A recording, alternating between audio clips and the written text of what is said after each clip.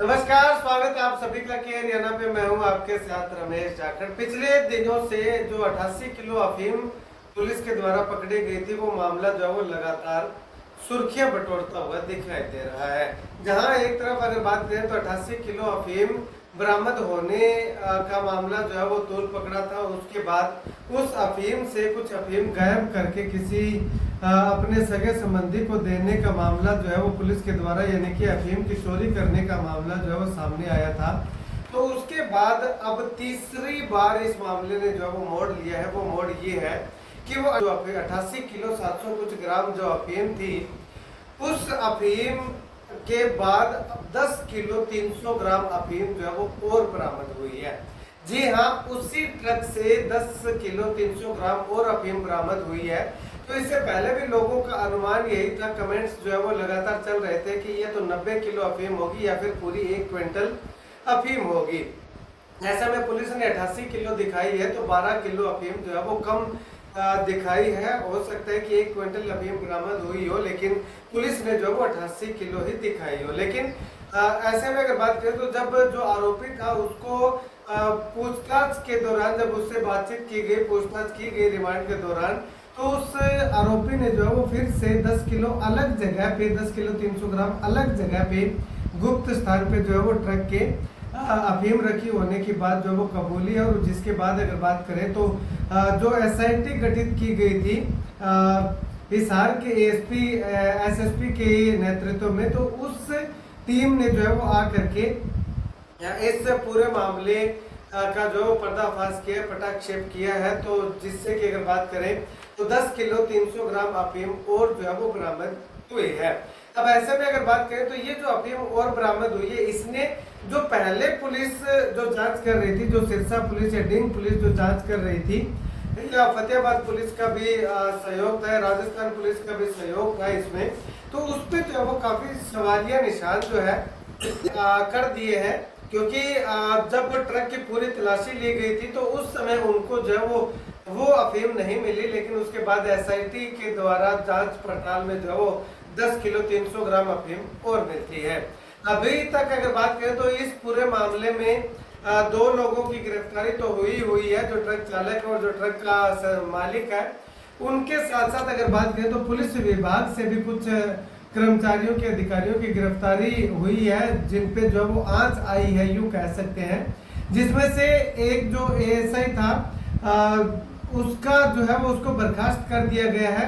और उसके बाद में अगर बात करें तो जो एसएचओ था डिंग थाना में, एसएचओ को जो है वो निलंबित कर दिया गया है। जबकि डीएसपी जो थे, डीएसपी का जो है वो तबादला यानी कि ट्रांसफर जो है वो कर दिया गया है।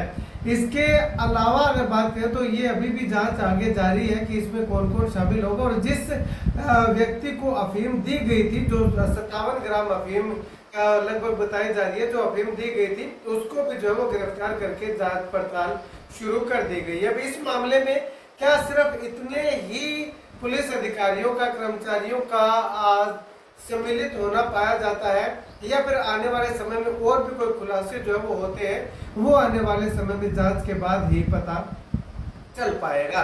खैर, जिस प्रकार से पुलिस की अभी तक जो छवि रही है इस मामले को लेकर के, वो काफी अच्छी नहीं रही है।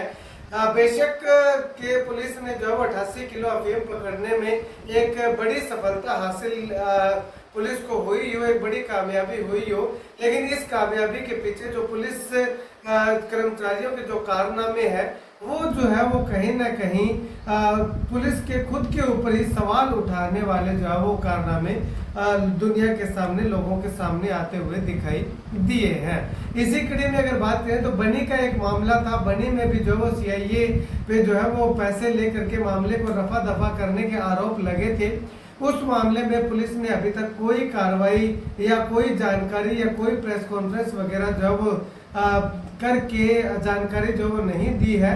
जिस प्रकार से ये 88 किलो अफीम वाले मामले में 88 किलो अफीम पकड़ने के बाद तुरंत प्रभाव से मीडिया के सामने जो वो बात रखी गई, और उसके बाद में जो 60 ग्राम अफीम इधर उधर खुर्द-बुर्द की गई थी, उस मामले में जो है वो पुलिस की ओर से तुरंत प्रभाव से कार्रवाई की गई और मीडिया के सामने जो है वो पूरी डिटेल रखी गई। उसी प्रकार से सीआईए और बनी गांव के नशा तस्करों के बीच क्या कुछ साठगांठ हुई थी, क्या वाकई में पैसे लेकर के उनको जो है वो नशा तस्करों को छोड़ा गया था, ये इसके पीछे कोई और वजह थी या गांव के अंदर केवल एक ये अफवाह मात्र उड़ी थी, वो जो है वो पुलिस को जरूर जो है वो क्लियर करना चाहिए था। क्योंकि आज भी बड़ी और आसपास के गांव के अंदर अगर बात करें तो गांव के लोगों के अंदर एक कॉमन चर्चा जो चली हुई है कि पुलिस ने, सीआईए ने पैसे लेकर के नशा तस्करों के साथ जो सेटिंग कर ली और उनको छोड़ दिया। ऐसे में पुलिस की कार्य प्रणाली पे पहले से ही सवाल जो वो खड़े हो रहे हैं। और इस तरह की अफवाहें, अगर मैं कहूँगा कि अगर पुलिस मानती है कि ये अफवाह है, तो इस तरह की अफवाहें अगर चलती है या इस तरह की बातें अगर चलती हैं तो पुलिस की छवि कहीं ना कहीं और ज्यादा धूमिल होने का काम जो है ये चर्चाएं करती हैं। खैर, आपकी क्या कुछ राय है, कमेंट जरूर कीजिएगा।